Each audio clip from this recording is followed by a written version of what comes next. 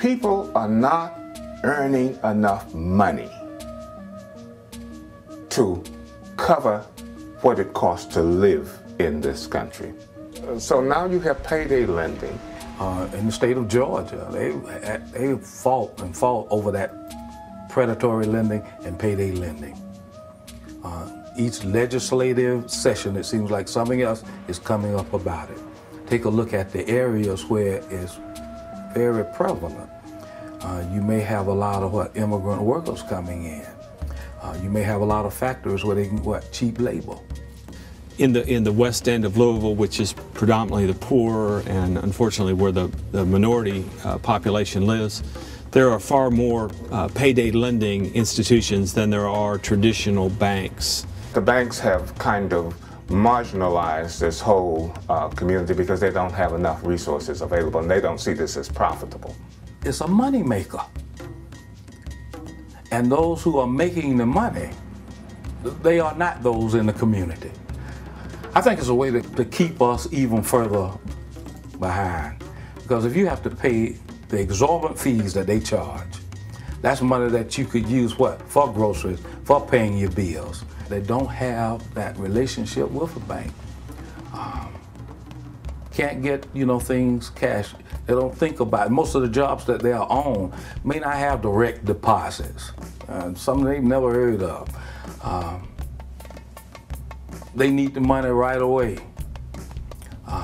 They may need it in the middle of the week because they're trying to catch up with something. Payday lenders are there.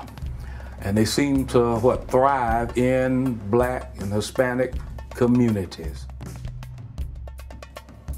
Payday lending is not being a good steward of the funds that you have because you're really giving away something that you've been blessed with that you really need, but it's just going out the window. It's going out the window. But they say, I need it now, and I have no other alternative. Stewardship would help you to get out of that.